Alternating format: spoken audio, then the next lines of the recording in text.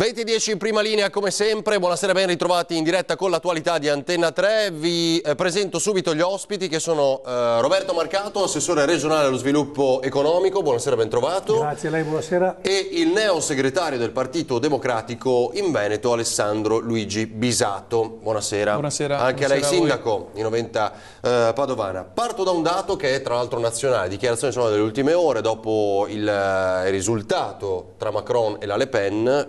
Salvini ha dichiarato proprio nelle ultime ore, diciamo, ha lanciato una bella stoccata a Silvio Berlusconi, perché poi la battaglia che si viveva in Italia sul fronte elettorale era questa, cioè con un Berlusconi poco convinto, ovviamente per nulla convinto, anzi direi, dalle politiche di Marine Le Pen, e Salvini che dice siamo pronti anche ad andare da soli perché quei numeri, i numeri della Le Pen, Berlusconi se li dimentica.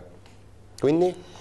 No, beh, è un dato di fatto, dopodiché io sulle elezioni degli altri paesi ho tutta la mia idea, nel senso che ogni volta che c'è l'elezione di un altro paese noi facciamo la corsa a seconda di chi vince per intestarci, certo, la vittoria o allontanare la sconfitta. Non tenendo in considerazione alcuni elementi. Il primo, che ogni paese ha una storia a sé. Il secondo, ci sono sistemi elettorali completamente diversi. Il terzo, la storia dei candidati è poco attinente alla storia nostra.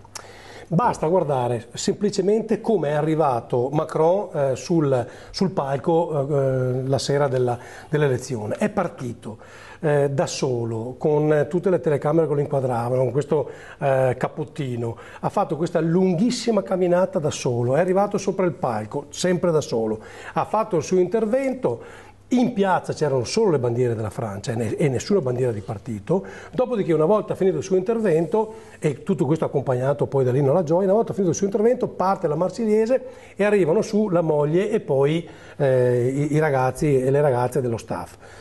Già questo ti dice quanto distante è la cultura francese dalla nostra.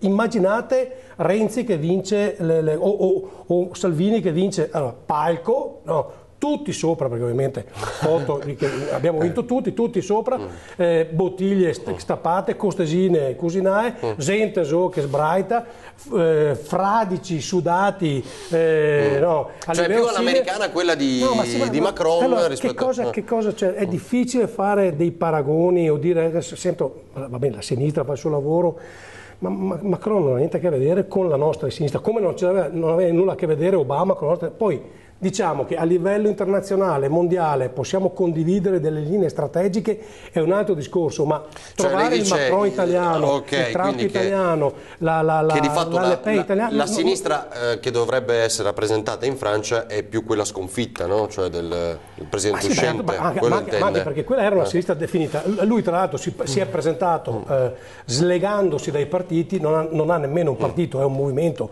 inventato all'ultima ora, per cui invece noi avremo dei candidati, Sindaco, leader di partito. Però non ci ha risposto sulle alleanze con Forza Italia. Ho sentito che ha sfumato. Adesso ci torniamo. Non è il mio lavoro, lo deciderà Matteo Salvini. Io credo, se posso dire la mia su Macron, che tutte le considerazioni che possiamo fare, almeno dal mio angolo visuale, portano a dire che comunque si è creato un argine tra la speranza e come dire, le paure che generano solo slogan. Ecco, questa è la sintesi che faccio io un po', perché Macron, pur in contrapposizione con un certo indirizzo imperante, difende l'Europa. Difende l'Europa e dice che lì c'è la possibilità di evocare futuro.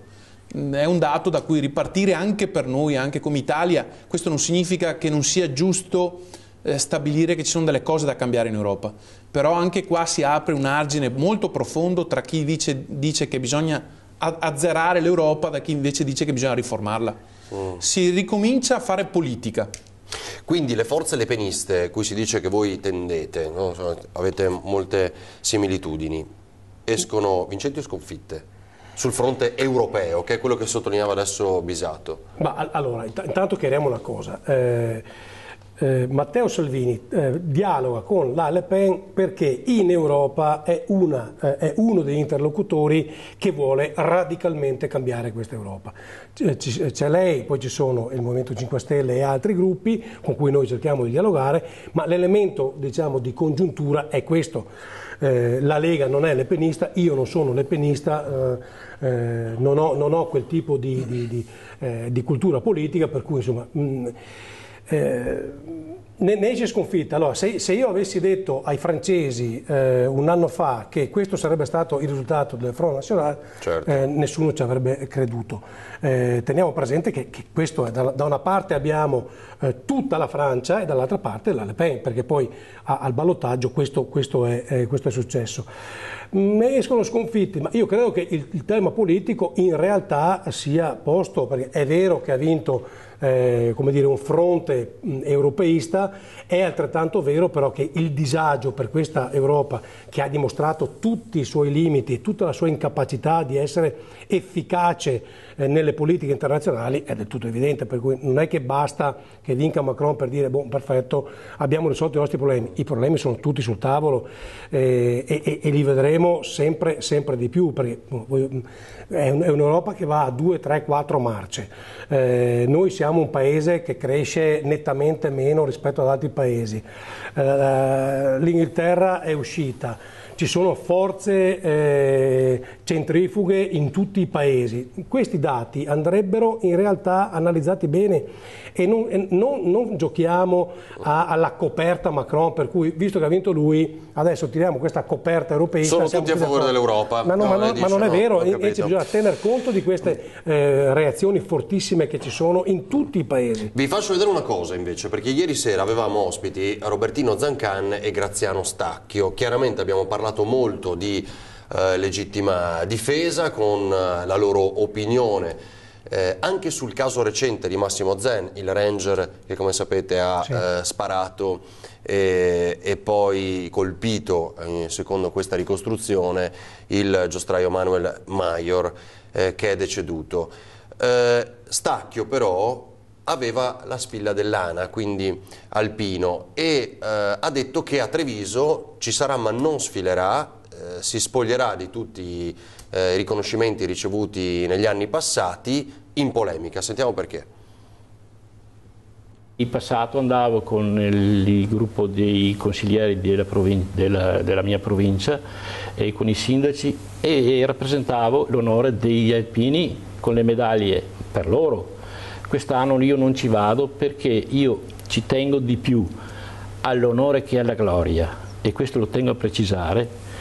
Ci tengo di più all'onore che alla gloria perché vabbè, è morta una persona e questo mi dispiace, ma è la risposta dello Stato che io non ho.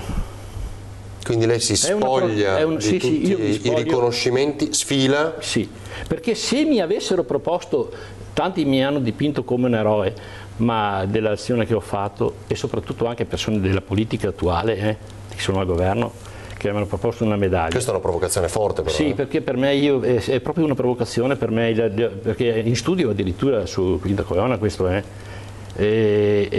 Sì, io proporrei una Stacchio, no, guardi, non lo accetterai mai. Con una medaglia le hanno proposto? Non lo accetterei, cioè lei dice mai. Dallo Stato non lo accetterei mai. Mai. E quindi lei, pluridecorato, sceglierà di sfilare alla Dunata comunque, ma senza tutti i riconoscimenti? Non dovrò neanche sfilare perché non va? No, io sarò presente, andrò a salutare le autorità lì che ci sono del mio azzurro, ma non dovrò neanche sfilare. Beh, provocazione molto forte.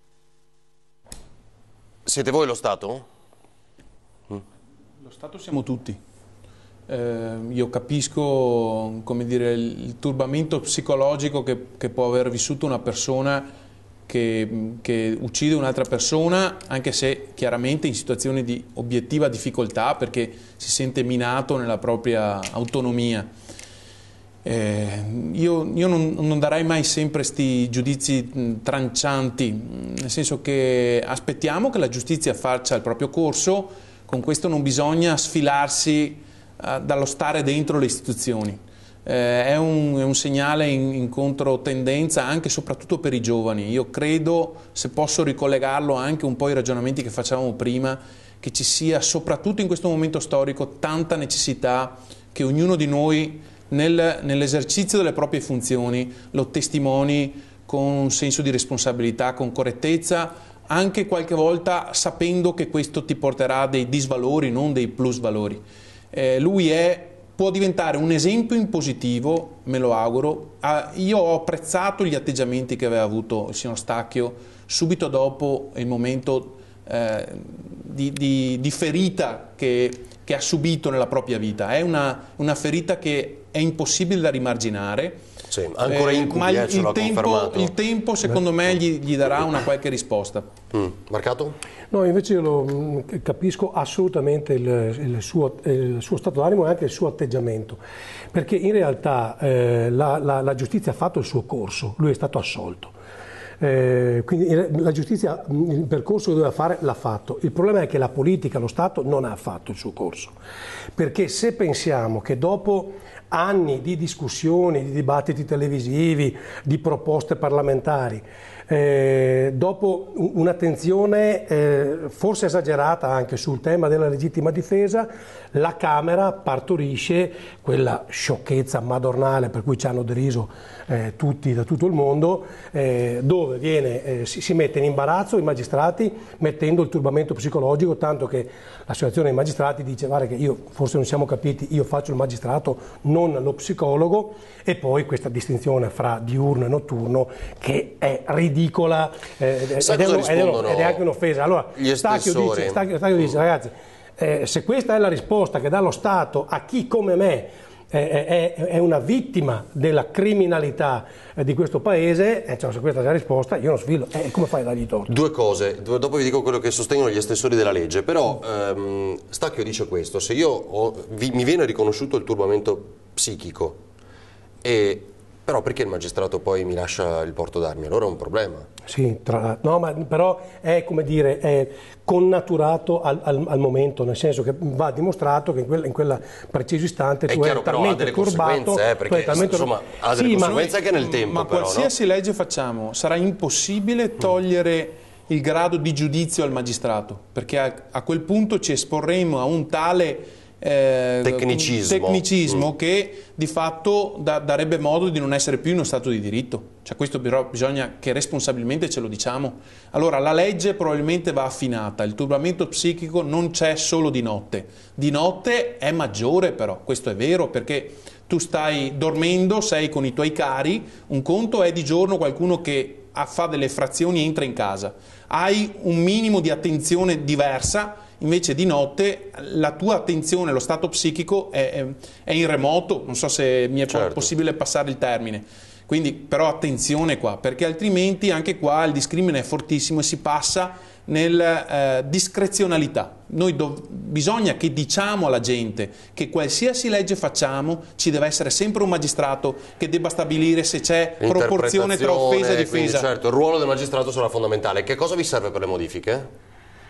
Ma questa è la legge da prendere e buttare via. Cioè, se il segretario del PD il giorno dopo, perché insomma ha detto ragazzi, Renzi. Sì, Renzi, rivediamolo. Cioè, però ricordiamo anche... l'ha detto il segretario del PD e sappiamo che in politica il linguaggio, le parole hanno un peso. Quando lui ti dice va migliorata, praticamente la bocciata, questa va bocciata, e lo vedremo al Senato che presenteranno un testo completamente diverso, perché altrimenti si macchieranno di ridicolo, che è una cosa, perché ovviamente c'è un tema sulla sicurezza ed è del tutto evidente, c'è il tema dell'immigrazione, c'è il tema di questo salto di qualità della violenza con cui vengono fatti determinati reati nelle nostre case di notte.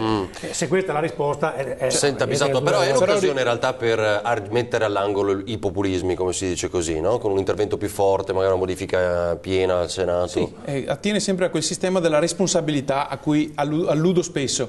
Però ricordiamo anche i dati di fatto. La legge precedente l'aveva fatto il centro-destra, sì, Castelli, e soprattutto i reati sono in diminuzione. Poi si può cominciare a ragionare sulla percezione che ognuno di noi ha della sicurezza. Però i dati oggettivi sono che i reati sono in diminuzione e lo sentiamo nella festa della polizia, tutti nelle grandi città del Veneto hanno avuto riscontri dai questori che i reati sono in diminuzione. Detto questo, va affrontato il tema. Ha iniziato Minniti con provvedimenti che so che l'assessore regionale certamente non condividerà, cioè bisogna star dentro i fenomeni. Ecco, questo io condivido e che quindi se serve porre mano alle leggi lo si faccia. Con l'intervento cosa intende? I DASPO? I DASPO non sono... Allora, è chiaro che se parliamo di legittima difesa sono fuori sistema, ma se parliamo della... Lei lo ha applicato nel suo comune il DASPO? Qualcuno? Non ho ancora avuto necessità, okay. Ma secondo me è un piccolo strumento perché il paragone potrebbe essere un rapporto di vicinato, cioè gestire gli interstizi del vicinato negli ambiti sociali. Quindi serve perché dove metti funzioni che dissuadono cattive funzioni fai sicurezza. Quindi se qualcuno ti distoglie da quello è bene che sia messo in disparte per X giorni, per X settimane. Non basta, certamente non basta, non va a tamponare il fenomeno della sicurezza macro, certo. Ma serve a fare... Va bene come intervento spot? Allora, la fragilità del nostro paese purtroppo è dovuta dalla non credibilità delle istituzioni e questo è un pericolo gravissimo. Perché poi lo Stato di diritto si basa sulla credibilità delle istituzioni. Quando lo Stato ti dice a te comune guarda che il rapporto equo è del 3 per 1000, cioè noi ti mandiamo 3 richiedenti asilo ogni 1000 abitanti e Terrassa Padovana con 2500 abitanti ha già in case private 18 richiedenti asilo, tanto questo non è 3 per 1000, non solo, ma ci sono voci insistenti che ne arriveranno anche degli altri. Allora tu hai voglia a dire ma dovete fidarvi, se tu Stato mi hai detto che il 3 per 1000 è la soglia con cui noi abbiamo dialogato, 3 per 1000 60 milioni sono gli abitanti italiani, vuol dire 180.000 persone. 180.000 persone sono quelle che sono arrivate l'anno scorso. Di cosa stiamo parlando? Perché un sindaco si dovrebbe fidare? Se non per vicinanza politica, perché che tocca, devo dire, sul PD e Camì facciamo quello che dobbiamo fare. No, però ma è chiaro che non sono credibili. Proprio, se andiamo avanti così ne avremo 1 milione, no? Credo i dati attuali non sono di questo tipo e soprattutto qua va detto in particolare agli amministratori che se ognuno non fa il proprio pezzettino di responsabilità, che in questo momento è assolutamente sopportabile, perché l'esempio di Terrassa, 18 persone, se non creiamo il comitato ad hoc, non lo sanno nemmeno che sono arrivati. Ma sono 2.500 abitanti però. Vabbè, ma 3 per 1000 quanto fa? Nel caso mio 11.000 abitanti, 80, quindi 7. Sono a 8 per 1000. Se gestito, io non sto dicendo che sono contento di averne 8 per 1000, sto dicendo però che non va bene che a Bagnoli e a Cona, per i no di tutti gli altri, ci sia un praticamente distretto dei profughi per cui ci sono 1.500 accolti. È ingestibile, è ingestibile. Nemmeno la credibilità delle istituzioni, perché l'ho detto prima, 3 per 1000 vuol dire 180.000 persone, sono le persone che sono arrivate l'anno scorso, quindi noi abbiamo già esaurito dopo 2 anni escono dalla procedura, anche se tutti i sindaci oggi facessero, come dice il sindaco, il loro dovere, noi avremmo i comuni già pieni. Quest'anno sono previsti 250.000 arrivi.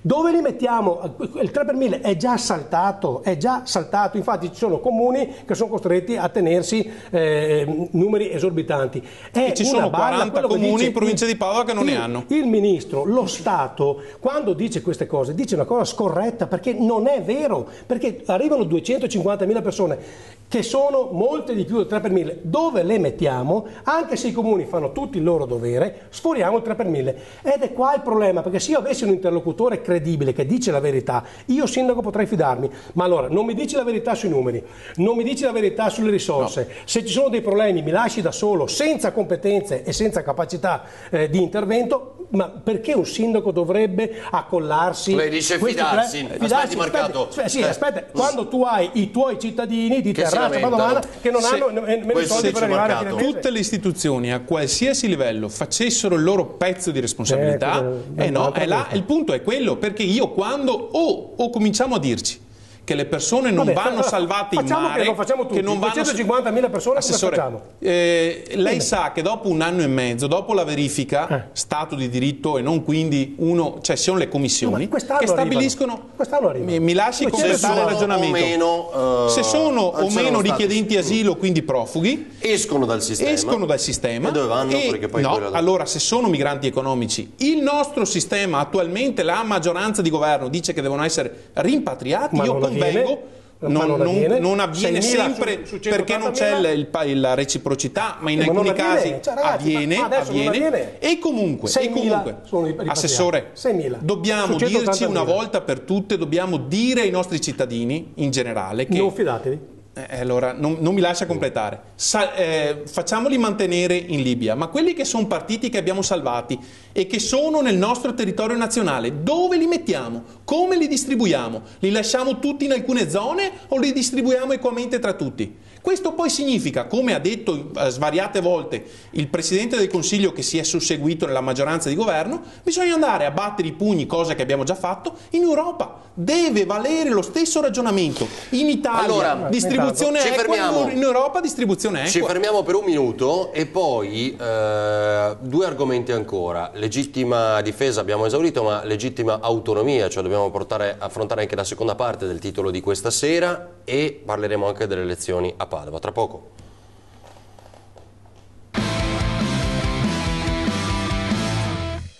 (20:10), torniamo in diretta con Roberto Marcato e Alessandro Bisato. Un flash lo vorrei fare, anche un passaggio sulle elezioni a Padova. Intanto abbiamo letto del bollettino degli ultimi aggiornamenti per quanto riguarda Sergio Giordani. Siete fiduciosi? Quindi nell'arco di una settimana, 10 giorni potrebbe tornare in pista? Le notizie sono confortanti, è una ripresa quasi straordinaria rispetto a quanto è successo.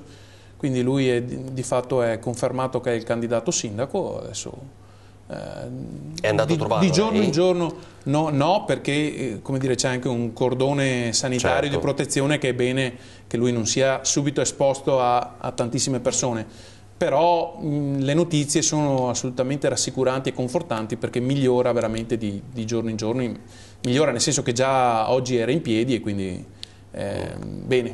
Vito ci ha fatto invece una mossa, che è quella di chiedere l'annullamento di tutti gli incontri pubblici, o meglio lui non vuole partecipare finché appunto Giordani non si sarà ristabilito.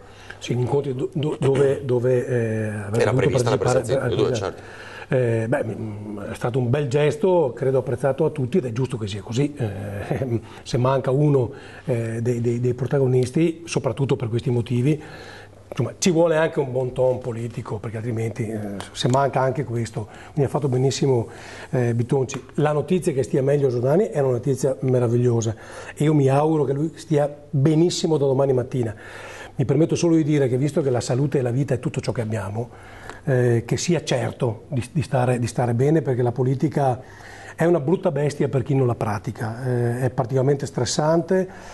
Se non la sai cavalcare è una tigre che ti può fare del male, quindi mi auguro che ci sia, che se nel momento in cui rientra sia una decisione piena, convinta, condivisa con la famiglia. Che lo salvaguardi innanzitutto per la salute, certo. Poi insomma allora, uno vinca l'altro, per carità, ma lo aveva annunciato, è un lottatore, quindi è un lottatore.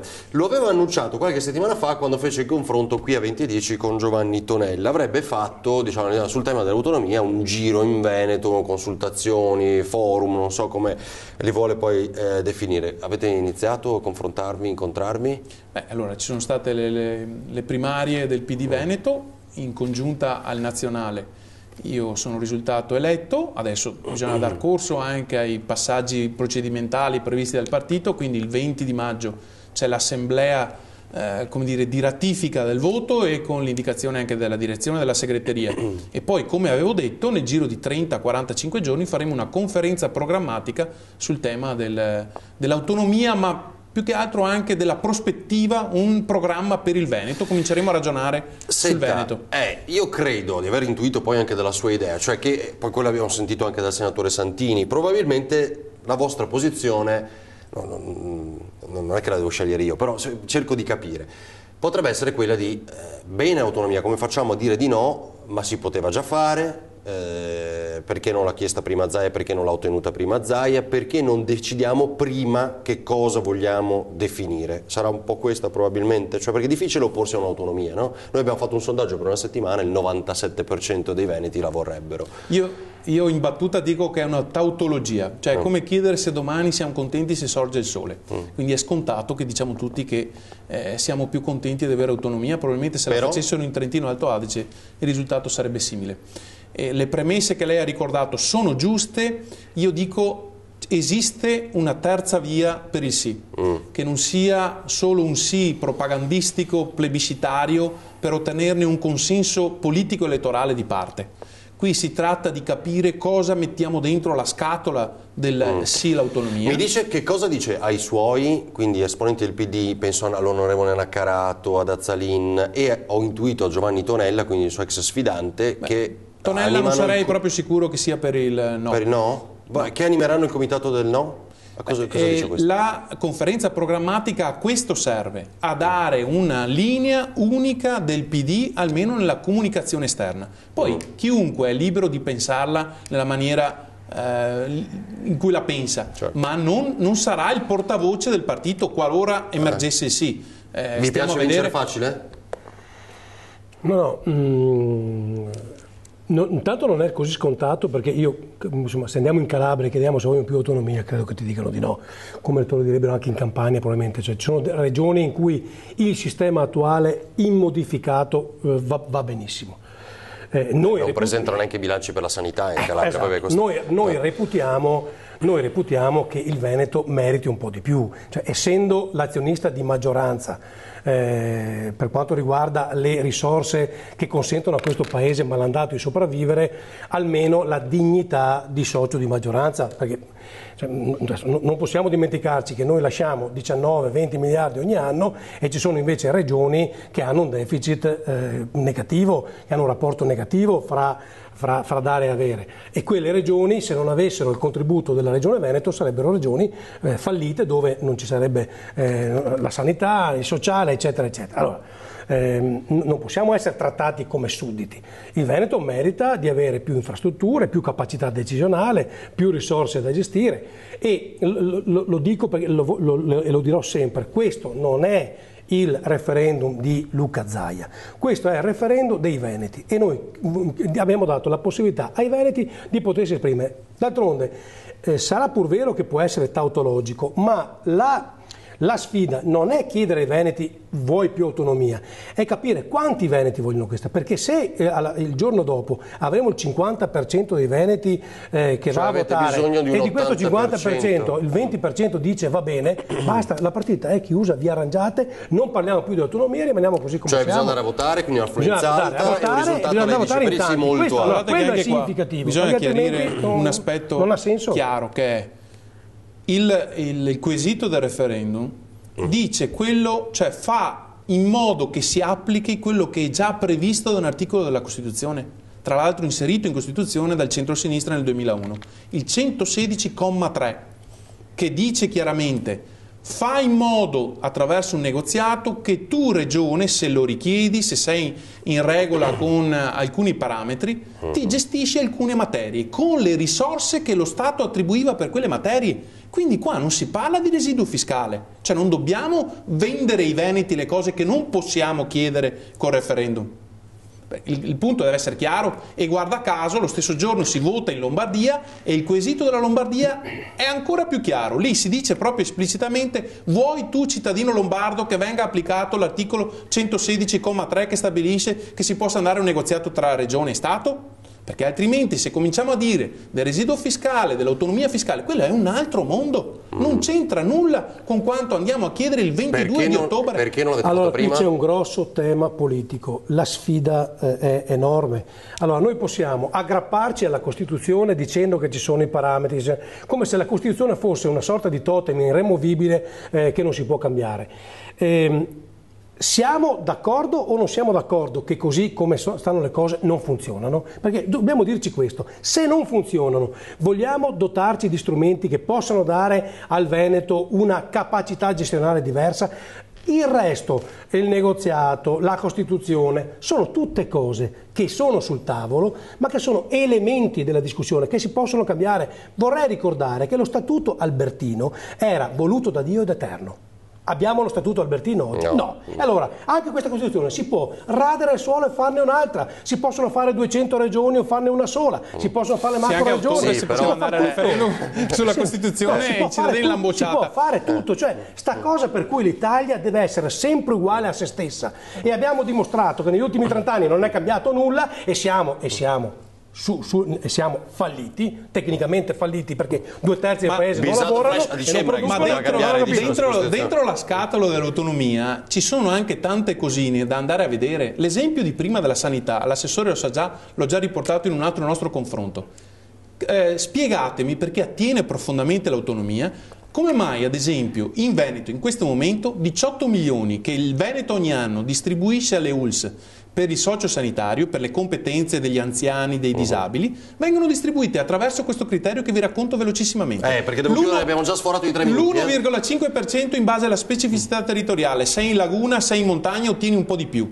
Il 25% in base al numero degli abitanti delle ULSS, il 75% circa in base al costo storico degli ultimi 8 anni, nel glorioso Veneto che chiede più autonomia. Quindi attenzione, andiamo a vedere cosa ci sta dentro nei contenuti. Però vedete, l'atteggiamento è sempre quello di sì ma alla Costituzione, sì ma ai costi del Veneto, sì ma alla sanità, sì ma vogliamo cambiare, perché altrimenti, anzi, 30 anni che andiamo avanti con questi sì ma, e sto paese sta morendo di staticità. Noi siamo fermi e stiamo morendo. Allora, devo vogliamo chiudere. cambiare il Io mondo, dico sì perché. cioè io non sono sì, un ottimista sì nato perché. e sono Sì rivoluzionario, perché. io voglio cambiare le cose perché non voglio consegnare un morto alle prossime generazioni. Grazie Roberto Marcato, Alessandro Bisato, a voi per averci seguito. Non dimenticate che l'informazione di Antena 3 non si ferma, adesso il telegiornale del Veneto, domani mattina alle 6:30 la rassegna stampa. Grazie, buona serata.